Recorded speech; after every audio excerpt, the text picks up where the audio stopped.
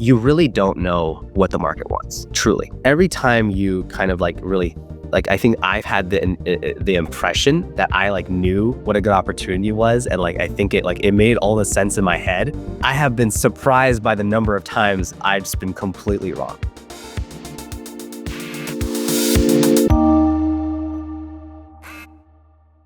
Today's episode is about betting on a broader idea space and the pivots that come with it versus starting a company around a specific idea and being too attached to it. Our guest today is Wang, co-founder and CEO of Mintlify, a startup building a next-generation platform for writing software notes. To date, Mintlify has raised close to $22 million from the likes of Bain, A16Z, and YC, and are thriving as a business. That said, the journey to get there was all but easy, as it took Han and his team a total of 8 pivots until they landed on today's idea of Mintlify. And so with that, welcome Han. It's wonderful to have you on. When we last chatted, you said that you have a particularly strong opinion about starting a company on an idea space rather than a specific idea. You formed this opinion while building your previous startup in the community platform space during COVID. What happened there that led you to forming such a strong opinion about betting on an idea space versus an actual idea? Yeah, absolutely. Well, first of all, Pascal, super nice to chat. And I think the one thing, if I were to look back into my personal story about building startups and building products, is that you really need to find ways to hedge for like the lows, the divots and like the low points of the journey. I think it was really easy to like always, like when things are going well, for you to feel energized, for you to get the energy from things, but then that doesn't really account for the times in which the things are hard and all that stuff. When I was building my last startup with my now current co-founder Hanbi, we were building in like the space before. It was like a very COVID idea. It was literally like the ZERF era COVID idea. I just came out of working at Facebook and I was like, hey, what if we built something to like help people connect and help people build communities and relationships? And we eventually narrowed it down to like this B2B use case. It was for like customer success managers. And I remember we were building it. It got some traction, like a decent amount, I think, but not too many. And I remember at one point, I just woke up in the middle of the night, and I just reflected a little bit about the work that we were doing.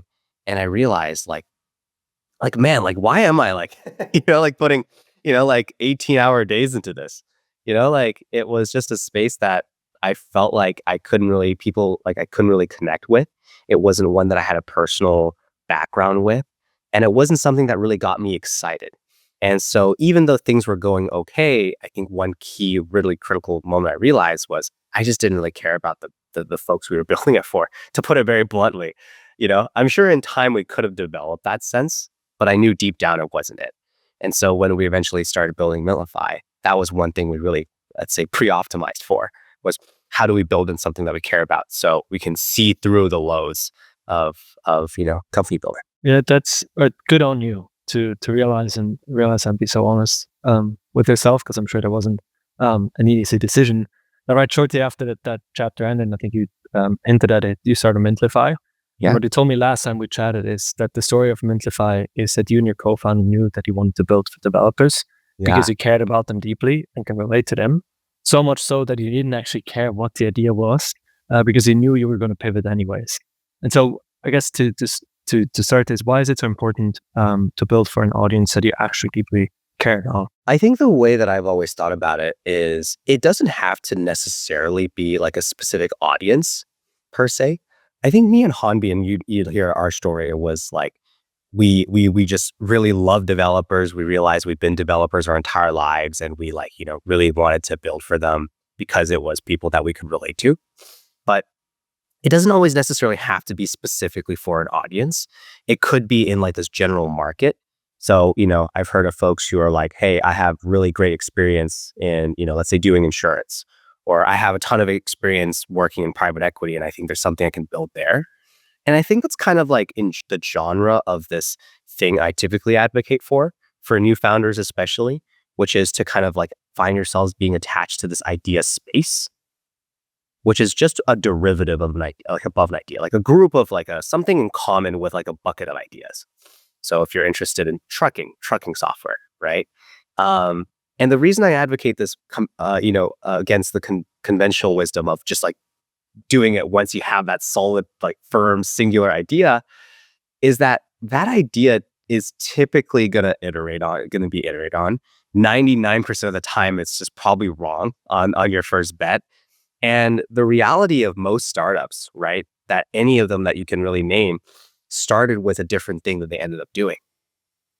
And I personally had the experiences of that from building products and projects prior, that I realized that it was probably going to go through the iterations. And because of that, we're like, okay, like we're just going to assume that's going to be the case, you know, and focus on the idea space. And it turns out that's exactly what happened, because we pivoted 8 times until we eventually landed on exactly what we're doing. That's fascinating, right? When you talk about the idea space, there's obviously, as you said, kind of different levels of ideas. So one is, I just want to Yeah. build for developers as an audience. You can probably take it down 1 or 2 levels and get more specific, or you can, as I do, Yeah. like, this is our actual niche and like very specific idea. Kind of Yeah. at what level, and we can get into the fundraising component of that afterwards, but like, Yeah. at what level do you think the idea has to be in terms of specificity? Yeah. To actually like be able to at least A, get started, and then B, also to go out to the funding markets, because it's not that easy to just go and raise around saying, hey, I want to build something for developers, depending on who you are, of course. I think the way that I've always, I mean, there's definitely no like real rhyme or reason to like the degree of specificity as a general rule of thumb for anybody. I definitely think it, obviously varies depending on the individual and the founders. The way that I always look at this is like, I think it's definitely 2 things. Like, definitely the more specific, the better, because, just going into be like, I'm just going to go build dev tooling and like, and just be super hand wavy is super vague and no one really knows what you mean. And I think that founders naturally have different strengths. So I think the more important thing above all else here is like the extent of, how I would call like, founder market fit, which is like, okay, what are the truth strengths that you have or your founding team has that you think could be really well leveraged in a very specific or reasonably specific enough space.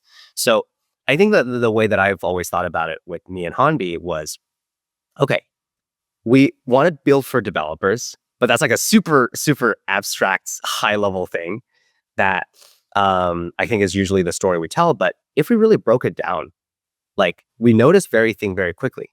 We not only built for developers, we built for this kind of like communication challenge, or like this kind of like learning challenge for developers. And even of like all the 8 pivots that we've done, every single one of them, it wasn't like we were building a database one day, and it wasn't like we were suddenly building like some sort of like vector, like infrastructure platform. It was always around this like general idea of like, how do we get developers to learn a little bit better? How do we empower them with like how to go build something? And I think that came from a few things, actually. I think it both came from me and my co-founder's interest in not only developers, but also our interest in like education, given our backgrounds. I've always had a very like believed in a very non-traditional and came from like a non-traditional educational background. Hanbi also worked at Duolingo. And so that combination of like things I think affected our, like our scope, if you will, of that particular idea space. And I think we also built products that play to our strengths. So Mintlify is a very public-facing product today that plays very well to the fact that we were both very strong at front end. We knew how to build really compelling and really attractive products with great user experience. And hey, turns out that mattered at the end of the day. You're building docs, for instance. Yeah, no, that's very fair. How much of that did you guys know when you got started and kind of like jumped into your first idea, versus how much of that was actually evolution over time as you kind of went from one pivot to the next? Yeah, I think the developer space was the one that was the most intentional. It was like, we're going to build for developers. I think it's only in hindsight did we actually realize that all 8 of the pivots that we've done had like a lot in common. That if you were like really like write them all out and like put them on any sort of like definition on what those ideas were, or like label on them, you would definitely know that they're a very small segment of all dev tools, right? And I think that was more unintentional. I think it was just the fact that me and my co-founder Hanbi, like, we just really had this innate personal interest in it. And a little bit subconsciously, we just wanted to work on ideas in the space. And so when we were like ideating for it, when we were thinking about what gets us excited, like that's the stuff that just kind of came out essentially. That makes sense. Maybe I have to make it very specific. What did the first iteration of Mintlify look like when you get started? And then we can kind of talk through some of the different pivots that he did along the way. Absolutely. So the first, the very first iteration of Mintlify was this product called Figstack. And I think if you Googled Figstack today, it still might be some search results on the rankings. And the story of Figstack was that this is like the most don't ever do this startup kind of like situation we've ever had, which was, this is way back in 21, like in the summer of 21, OpenAI released this new model called like this new extension of basically at the time GPT-3, built with like a lot of like open source code, and it was called the Codex model. And I remember it came out, and this was still like far before the AI wave and all the hype that it has today. I remember just watching the demo from OpenAI building like this cool application with the Codex model, and I was like, man, there's got to be something here that we can build, right? And so it was like, this is a cool thing. This is a cool like new model that came out. Let me go figure out something to build with it. And so we literally just were like, we don't know what problem this is going to solve. Let's just go out there and like build a bunch of these wrappers and see what people do with them, really.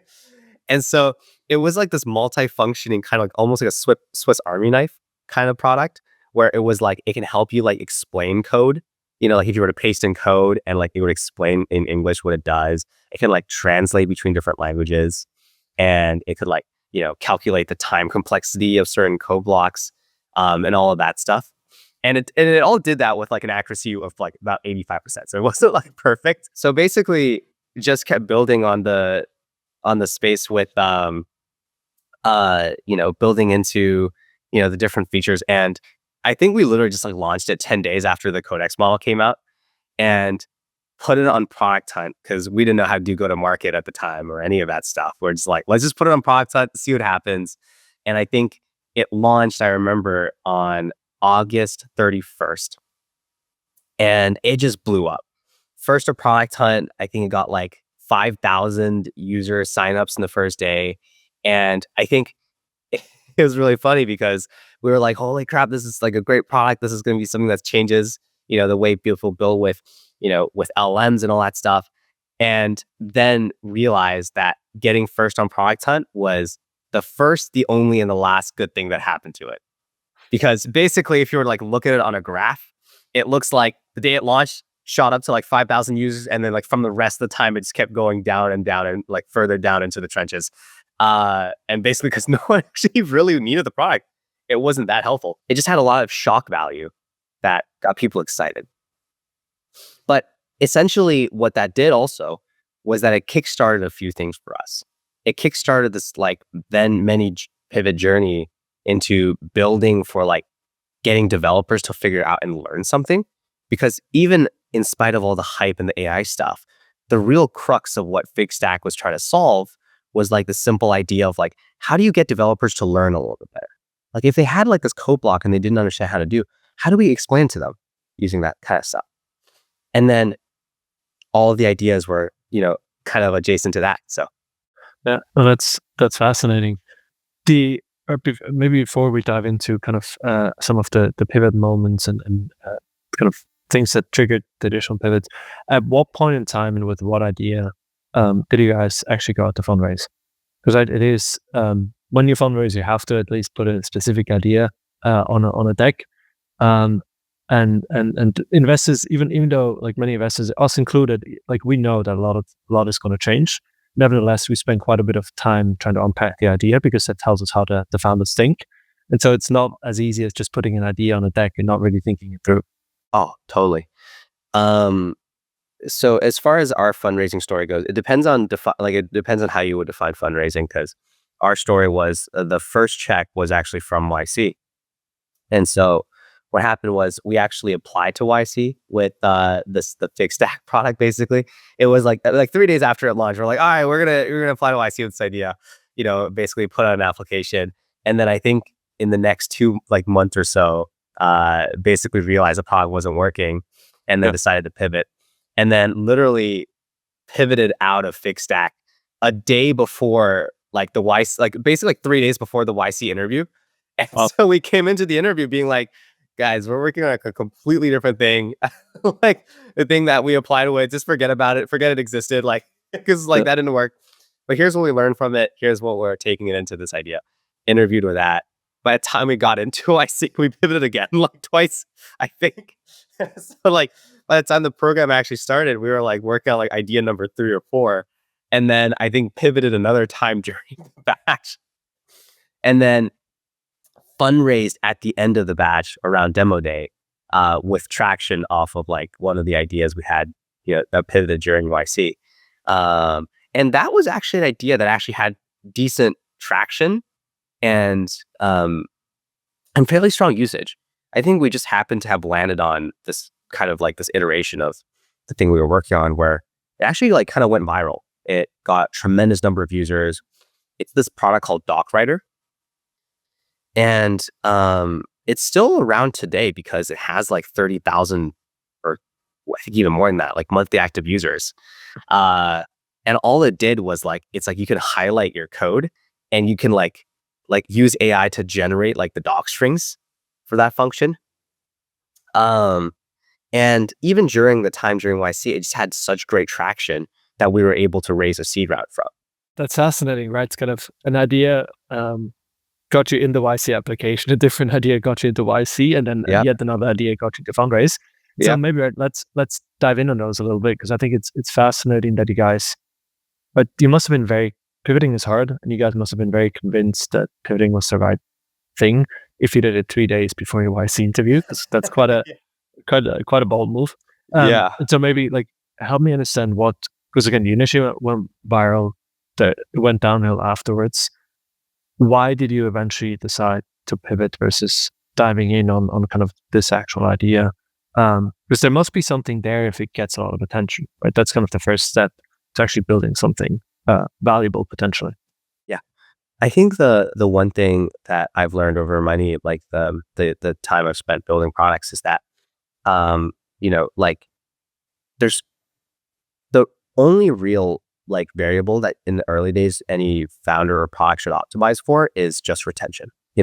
Virality is one thing, right? And a product that has both virality and great retention is like a home run, right? Like that's like your Facebooks of the world, your Airbnb and like all the great products out there. But a product with either like with great virality and no retention is not going to work at the end of the day. Very few actually do. Whereas actually, I think a product that might not be so viral that actually has decent, like really strong retention, it's going to take longer to build a big company out of it, but you eventually probably will.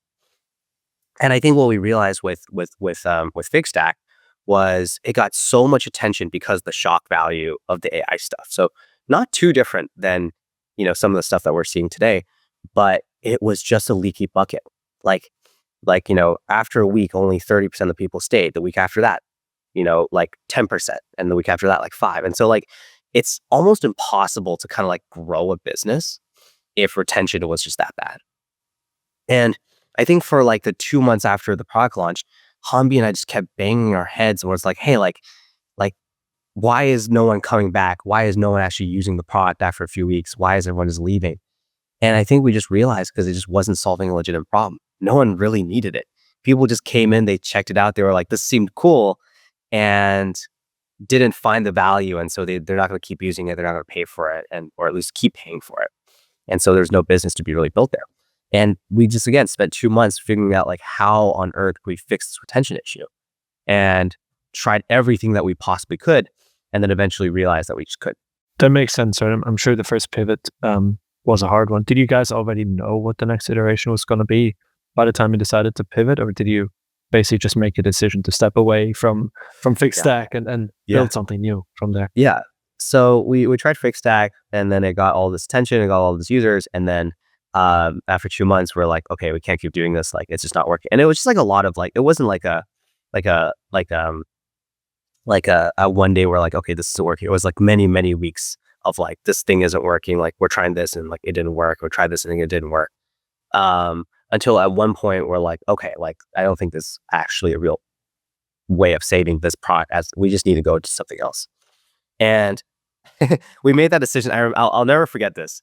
So we made that decision on a Thursday, and this was Thursday right before Halloween weekend. This was in 21, so quite a number of years back. And we're like, all right, hands up, like this isn't gonna work. Let's go do something else. And then we got an invite to the YC interview literally the next day. And I remember I was just like looking at Hanbi, and I was like, well, kind of like shit, because like what do you do here? Like you can either go into the interview and completely lie, just pretend that like, okay, things were working, like, yeah, like, things were totally great. Like everything was going super swimmingly. Or just figure out a way to like completely pivot, build a new prototype, build a new idea, build a new business model, a deck, everything in the span of 3 days, which is when the interview was, and go pitch that. And then Hanbi and I were like, okay, we don't want to lie. And so we were like, this is really what shit. And I literally remember like spending that entire next 3 days, including the weekend. I actually threw like a Halloween party at my place that I didn't even show up to. So Oh no. and so I literally just remember as me and Hanbi like pulling basically the equivalent of 3 all-nighters. I think drinking like 5 cans of coffee each a day. And in the next few days, figure out a completely new idea, figured out like the initial prototype. We built a landing page for it. We got initial customers who said they were interested, and then got all those things in place in like 3 days, completely from scratch, because we didn't know what we were going to do next. When we initially made the decision, we just did it, and then interviewed for YC. And I'll never forget it, because I remember being like thinking that I need to explain why we pivoted. And I literally walked in. I was like, guys, I know the application that we applied for. We're just not doing that anymore. Here's what we're doing now. And they didn't give less of a shit about it.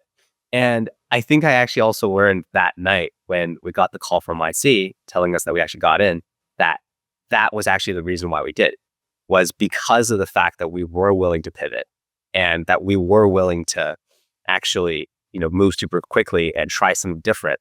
That was actually one of the main appealing points. And so, and Dalton, who called me that night, he was like, hey, I don't know if I love the current idea, to be honest. You guys are probably going to pivot again. And turns out he was right, because we did. And, and that's how we got it. That's fascinating. How much of the learnings from Figstack were you able to apply to the new idea within those 3 days versus just completely starting from scratch on something very different? We actually applied quite a decent amount into it. I think the biggest thing was that we realized that there was something about explaining like, actual like an actual code base to developers using like LLMs at the time. And I think because when we were looking at like Figstack's like data, it did a lot of things, right? Again, albeit it did a lot of things very poorly, but it did a lot of things.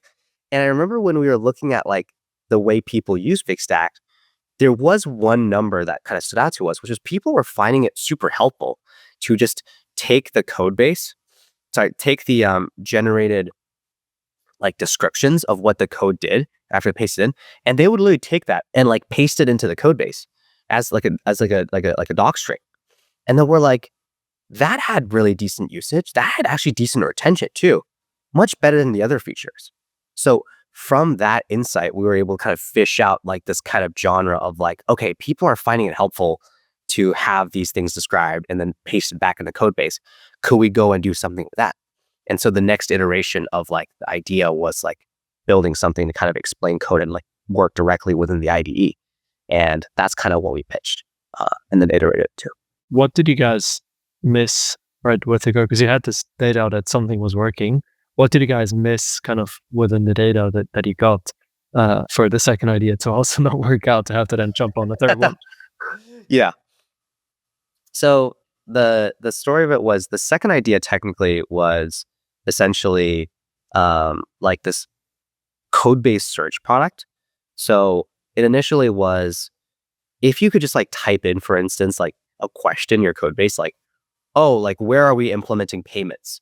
That it would be able to directly find in crawling through the entire code base, like where the thing was actually implemented, or even give you an answer about how it's implemented.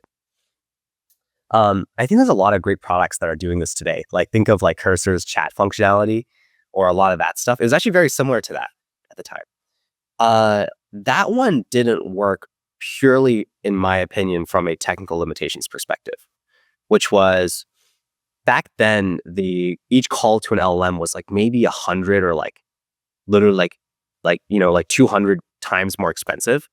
And so every time you actually did a whole like code-based chat, you it literally costed like I think $1.50 to search once. And then the performance was like you had to wait about like 4 or 5 seconds to actually get a response back. And so, and then at the time there were also like no models that really give you the option to like customize things. So it was really using like OpenAI or nothing at all, you know? And so a lot of the limitations of the time just didn't make for the product to have a good experience, the economics of it to work at all. Which is why I'm like super bullish on like the companies doing it now, because I think it was like a timing thing that, like a lot of the models now are able to do it much more affordably and perform better as well. That makes a lot of sense. Now, right, you pivoted to a couple more times Yeah. from there without necessarily going to all the different ideas that you explored. I'm sure, right, you learned a bunch along the way around its different frameworks or the different ways you go about kind of exploring ideas. What were some of the things that you learned throughout all the next couple of pivots around how to actually build something or get closer to building something that people actually want?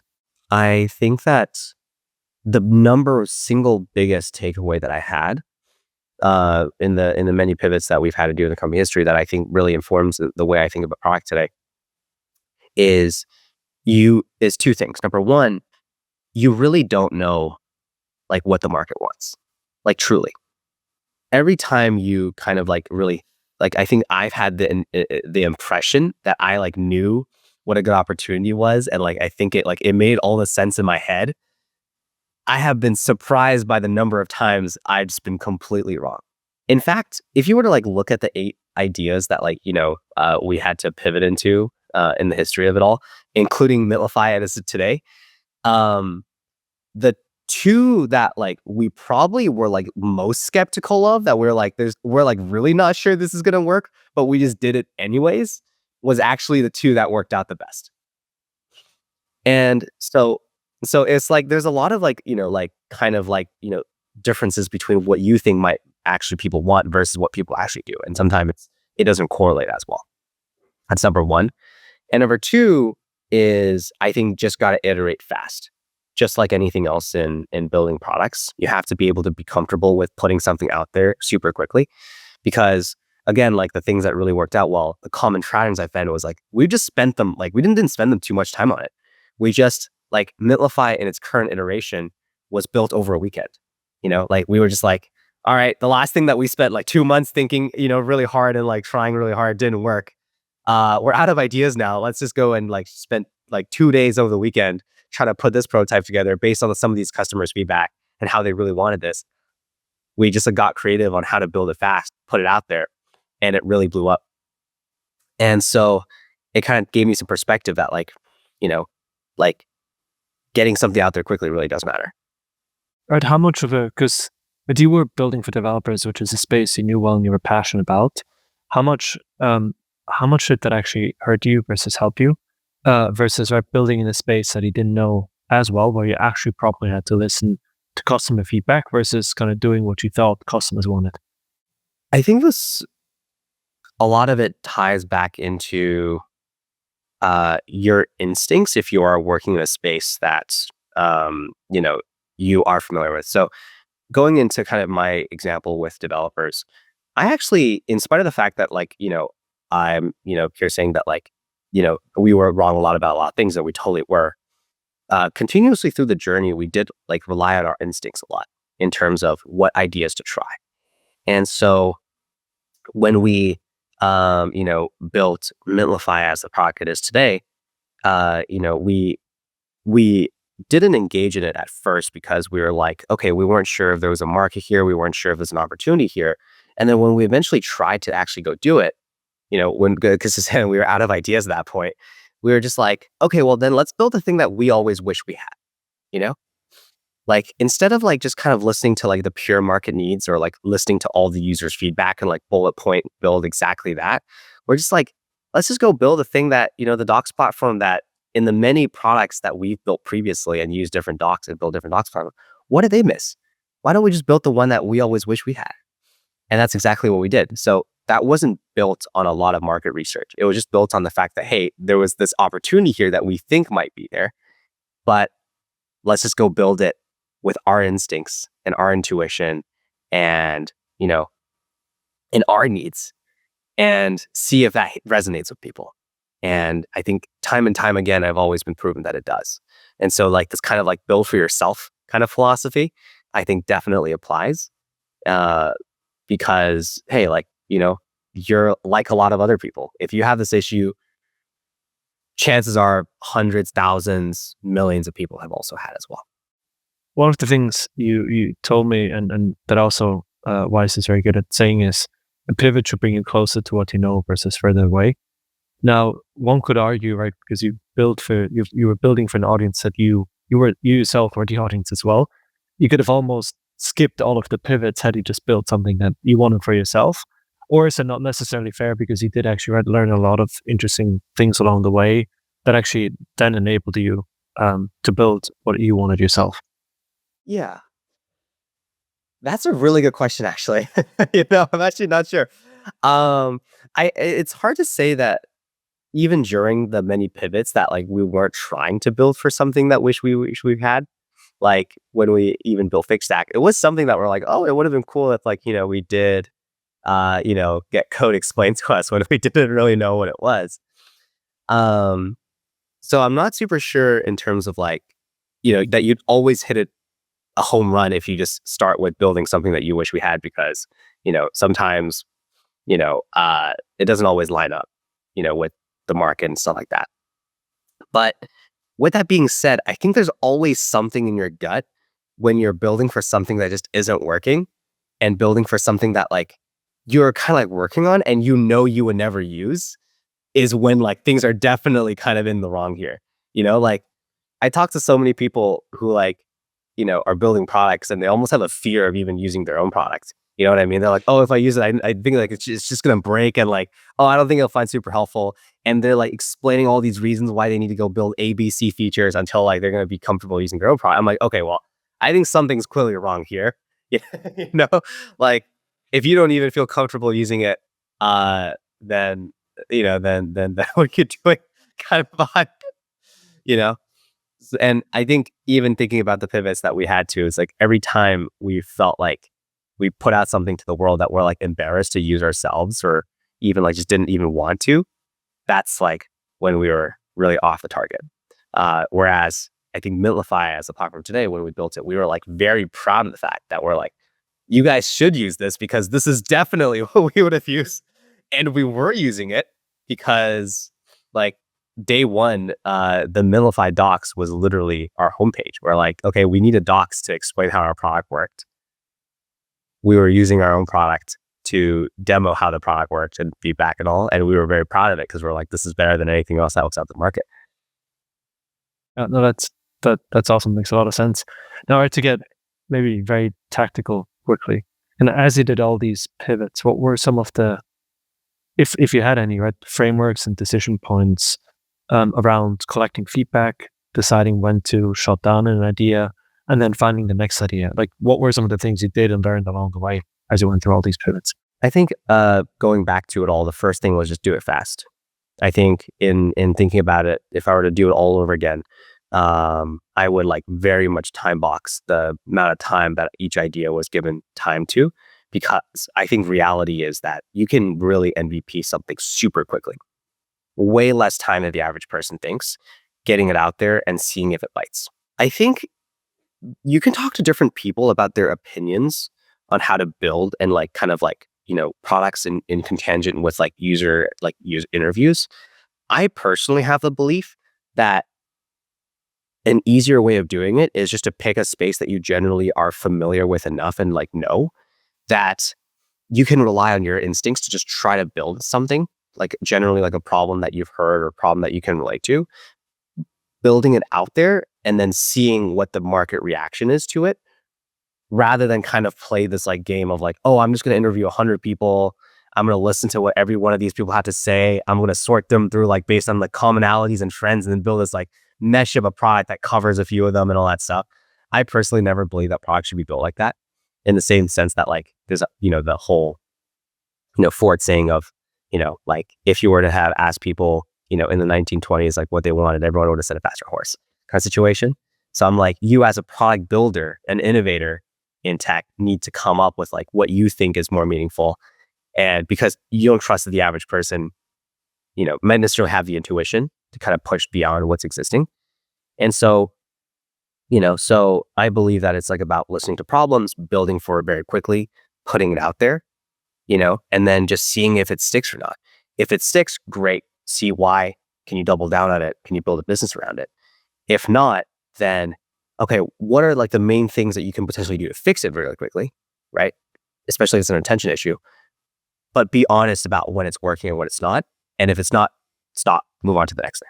Which, right, I think the building things and putting them out there probably works better if you have a deep understanding of the space. If you have less of an understanding and aren't building for yourself, then it's probably when a lot more custom interviews make sense. Now, right, the hard part though is there's all these stories about grit and persistence and everything. And so when to give up on an idea versus when to keep pushing an idea, right? And so how did you guys internally, like, how do you come up with something where you decided, hey, right, because as you said, hey, just one more iteration and maybe this idea works. So how do you guys come up with almost like a framework around it's enough next thing, even if we don't know what to build yet? So first of all, I don't know if anyone knows the answer to that question. I think it's like, that is like the $1 million question. It's 100%. Like when to stop versus when to, and try the next thing versus when to keep going.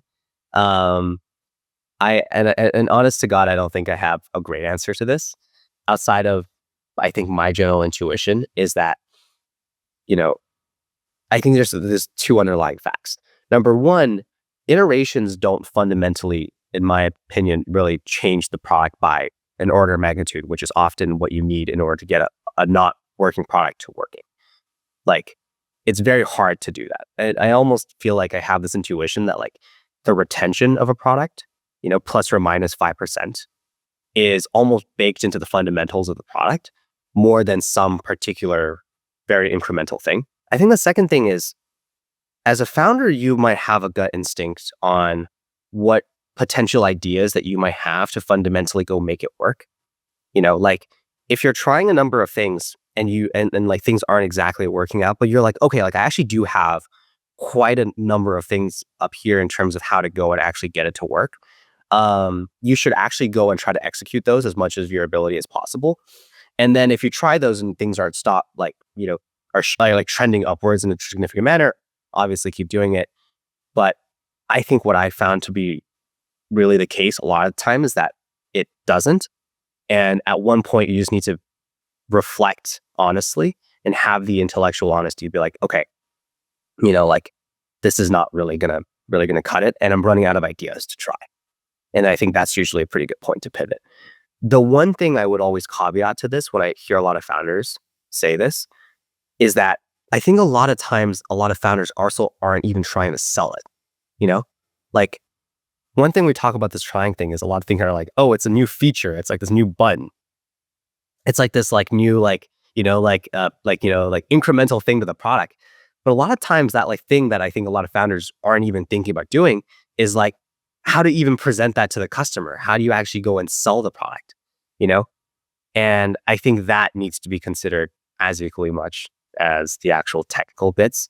And I see a lot of like technical founders make that mistake, not even try to sell it, just keep thinking that all they need to do is add a button until the users eventually come, and then realize that like no one's using it, and then they just give up and move on to the next day. I don't think that's right either.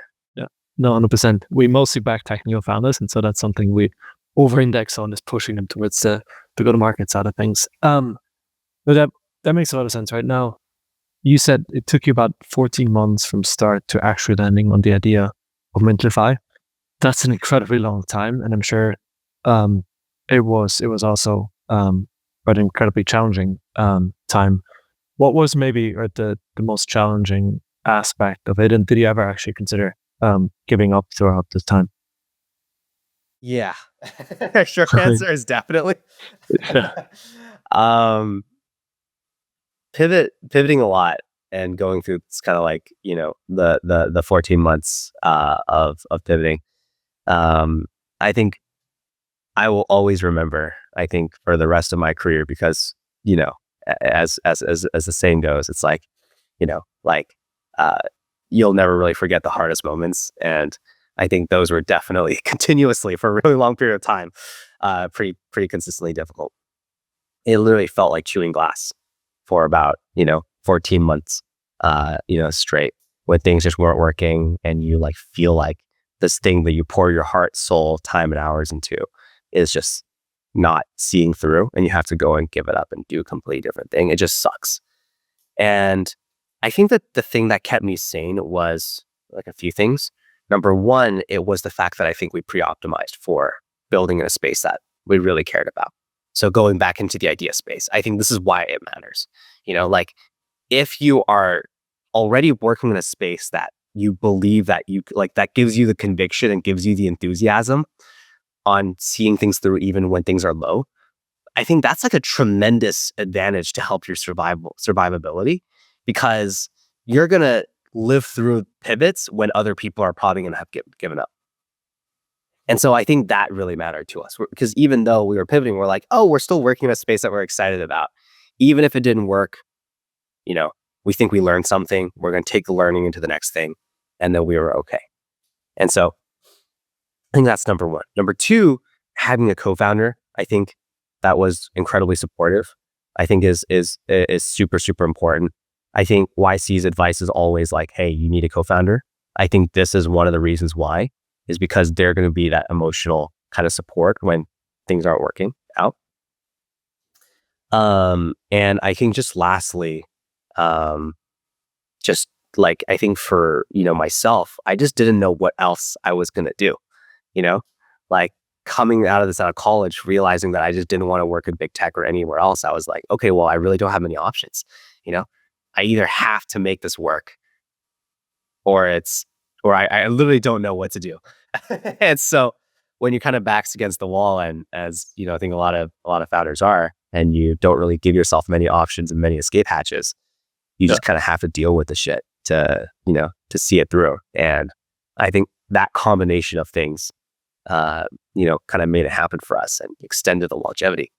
YC always has this really great saying that I, think about all the time is, the real runway of a company, especially in the early stages, is not in the amount of money that you have left in the bank, but in the number of pivots you have left in you.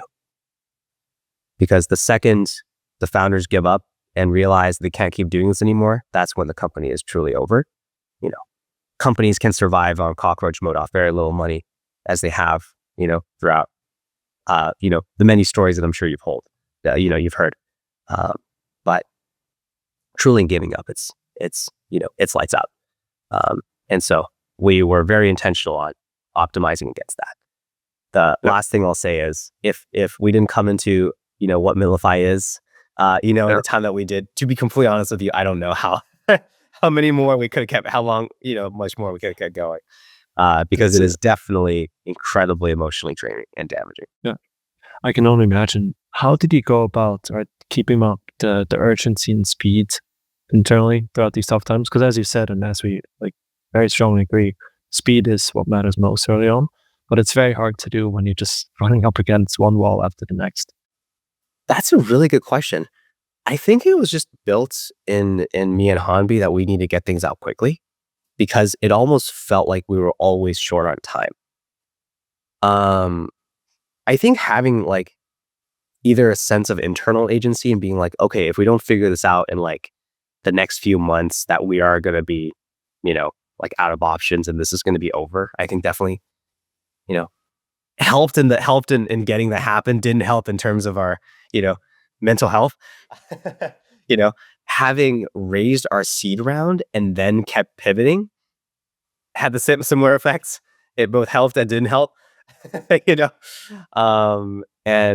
I think all of this to say that we also just realized that just spending so much time on an idea isn't necessarily the best way to, not the biggest bang for your buck. And so we were also just intentional of just trying to get it out quickly, just learning from,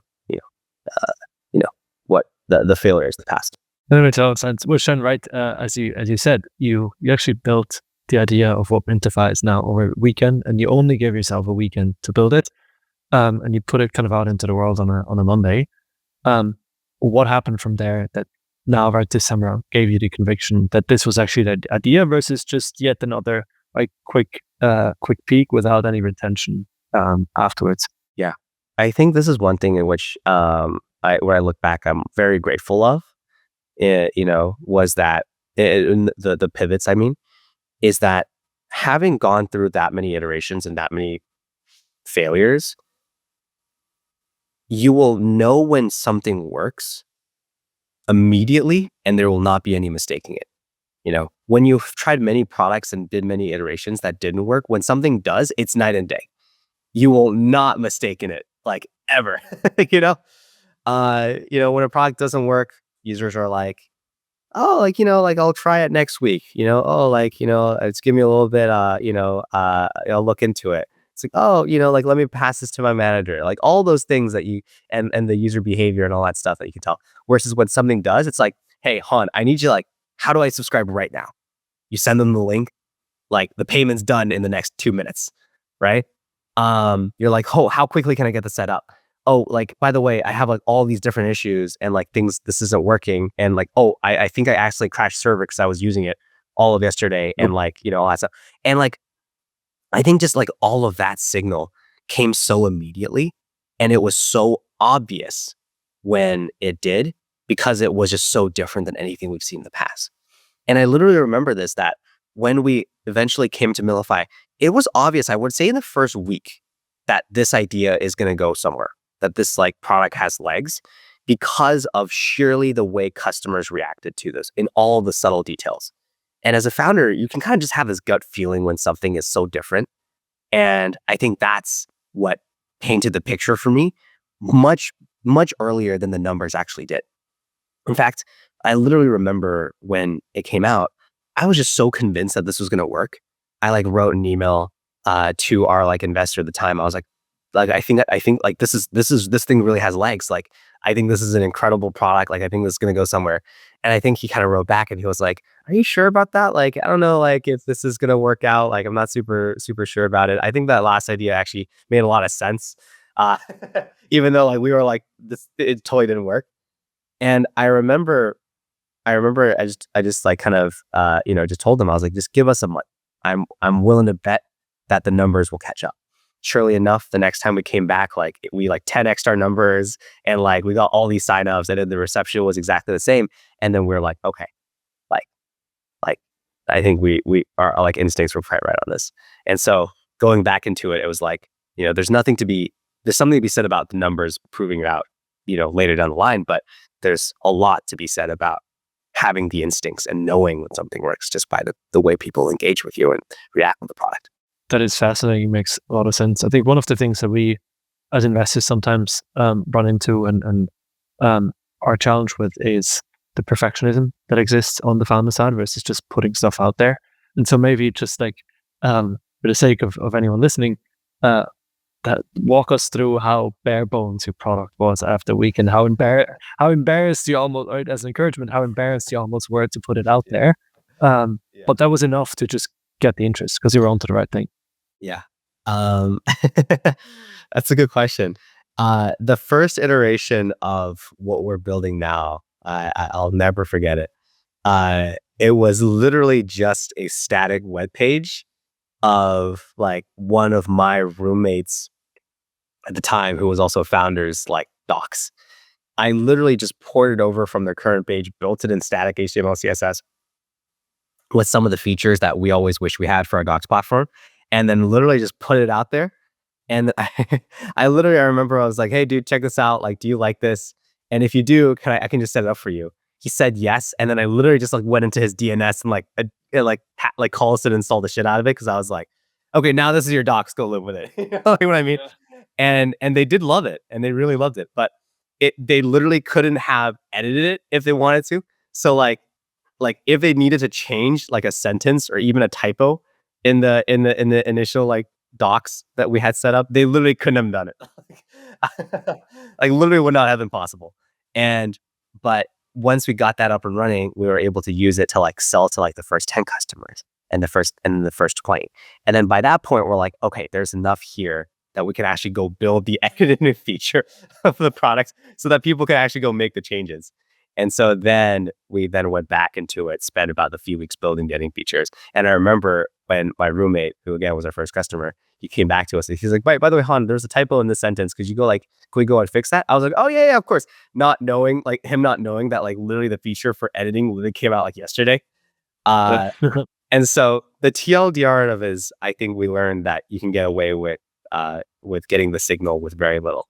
You know, you'd imagine for a docs product that you could at least edit it, but we didn't even have that when we first shipped it out, but we're still able to sell it. And so, I think, I always tell this to founders that I think, it doesn't need to be perfect.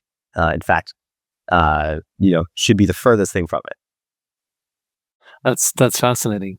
So to now maybe take a step back, knowing what you know now and everything that you went through, how would you go about it differently today if you were to do it all over again? If I was to go do it all over again, I would have definitely shipped even faster than I think we did. I would have spent less time on the many iterations that didn't work and have called it much earlier than we did. I would have been more methodical about looking at also the data as well, while trusting my gut, to kind of get to that informed decision faster than sometimes our gut reacted to it. And I would have just kept listening to my instincts, as developers, especially if you keep building this space, you just know what other developers think and what they're like, and have continued to, focused on that and listen to it. Since how long do you think you actually need to figure out if an idea is a good one or not? Right? How much time is kind of, should you give it even if it doesn't blow up in the first few seconds or minutes or hours? It's always hard to give like a fast and hard like rule for this. And I think it also depends on like the industry that you're in. I would say in developer tooling, very fast. Like let's say compared to like if you're building credit cards, shouldn't be pivoting every other week. But I think for developer tooling, because the rate of adoption is super fast and people are much more of the innovator profile, I would say like weeks, if not a month at most. Now, 3 more just quick questions for you.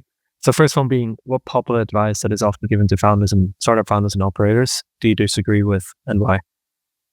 I think there's a number, but I think the biggest one for me, and we've already talked about this, is that like you need to fall in love with a specific idea to get started with something.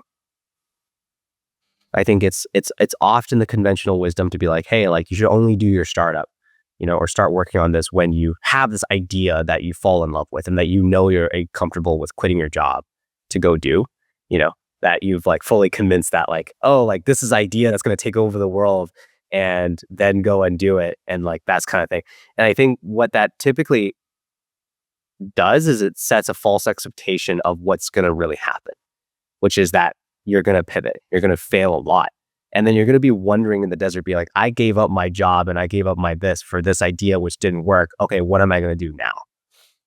Whereas I think a lot of times the reality is, and working with so many startup founders now, and also like seeing the journey ourselves and many of the countless examples before us, is that it's never like that. It's an idea is going to see through so many iterations, so many change until it eventually goes through to become something the market wants. And that process is just a grindstone and like such a journey that every early stage founder needs to take before eventually it going out. And even like later on, like I'm still going through it to this day, right? Like things are still iterating quickly and evolving. For that to be the proper expectation before you get into it. I think it's probably the biggest one. Makes a lot of sense. To look at it from the other side, then what's the piece of advice that you give to someone who's thinking about starting a company or has recently started one? Just advice in general. What's the one thing that you tell folks as they're thinking about starting a company or recently started one? Yeah. Or can be the most common thing you tell folks? I feel like this is the most common thing I always tell folks that I drill down to our company and everyone else is that, like, I think speed obviously matters. Speed really matters. I think more than people ever realize is how quickly you're able to move, get something out there, and put yourself in a position where you're able to take the shots that you need is like super important. Don't wait for perfection. Don't wait for things to happen to you. You make the opportunity yourself. And being able to move fast, in my opinion, is kind of like, imagine if, I always tell this to, early founders, just like, imagine if there's like a dartboard about 20 feet out away from you. You're standing in front of a dartboard about 20 feet away. And building a company is like throwing darts at the dartboard. If you hit the general dartboard, you're going to build a decent company. And if you hit the bullseye, you've like found PMF, you're going to build a unicorn, right? How do you maximize your chance of making sure you hit the bullseye in that case, right? A lot of people might say, oh, we could carefully study, the darts and the weight of it all, calculate the physics of it and, make one or two very precise throws given all the math we've done. And I think that works to an extent, right? That's the extent of the founders who are doing the heavy market research and might have a lot of the industry experience and can do all that stuff to go and make those very precise calculations. That's one way to play it, sure. Another way to play it is if you are a veteran dart player, in the case of startups, like a second or third time founder, and you have all the instincts to do it, you're probably pretty darn good at it already. Just take some shots and you're probably going to do it. That just comes from reps of throwing the darts in the dartboard, right? But for a lot of early stage founders who don't have either the patience to do the whole heavy market theoretical approach or have the experience of being the second time founder with the reps in to know how to throw the darts well, what's the easiest way of making sure optimize the chance of you hitting the bullseye? You just throw a lot of fucking darts really quickly. And then chances are you are going to be luckier than the person who's throwing about 10 times slower, Yeah. But just keep throwing it. Yeah. And if you miss one, you're going to be able to triangulate very quickly, right? You're going to know how to throw it a little bit better the next time. You're going to have to throw a little bit harder, a little less soft. If you know how to throw it to the left or the right. And at one point, hey, if you throw 100 in the time it takes someone to throw 3, then the odds of you hitting it is substantially higher. Yeah, that makes a lot of sense. How do you measure speed? Because it's such a vague concept. How do you guys measure speed internally? I don't think we measure it as much. It's just thing that you just have to do. When something's fast. I think you know what fast means, and I think any really decent developer that's exposed to the industry knows what fast looks like. It's you want a feature, it's done by tomorrow. It's out of production tomorrow. It's like if you want something to a conversation to be had, we don't push it back a few weeks. You just call them today. A lot of that stuff. Yeah. It's right as we assess startups, even if it's a shorter process, how fast people do what they say they'll do is one of the things we put the most weight on. Because again, I 100% agree with you that speed is what matters most early on. Last question from my end. You were a VC for a few months as well. Why wasn't that for you? Oh, sorry. One more time. Why? Why wasn't being a VC for you? Why did you jump back into the founder shoes very quickly again? That's a good question. I don't think it was much of this thought of I went and tried being a VC and then it didn't necessarily work out. I think frankly it was more even the folks who got me to work there in the first place. It was under this misconception that I don't know if Han was ever meant to do that. I think it would have been more helpful for him to understood what the perspective of VCs are like, so that when I think I eventually go build something, that I at least have that understanding and perspective. And I think that's what it is. But the TLDR answer for myself more personally is just largely because I think I just personally really enjoy just building stuff. and being with the users, being with the code, and being with the product. It was just naturally more appealing to me. I've just done that my entire life, and so you know, That's very fair. yeah. What's the most impactful thing you learned during your short stint in venture capital, Um, if anything? yeah, that storytelling matters so much more than I think people realize. That truly the best founders are not only just the people who are able to execute, but they're also able to tell a really good story. And that the power of story goes a very long way. They're able to convince investors. They're able to convince, talented people to join the company. They're able to convince people to buy their products. And I think it taught a person who only knew how to build but not tell the story that it matters. And when eventually you start building Mintlify, it kind of taught me that I should also be taking the reps in to know how to tell the story, how to tell my story, the story of the company, but also, the story of the future. So No, I couldn't agree more with you. This was awesome. Learned so much. Thank you so much for taking the time on a Sunday. Really appreciate it. thank you so much, Pascal. It's an honor and a pleasure to have done this.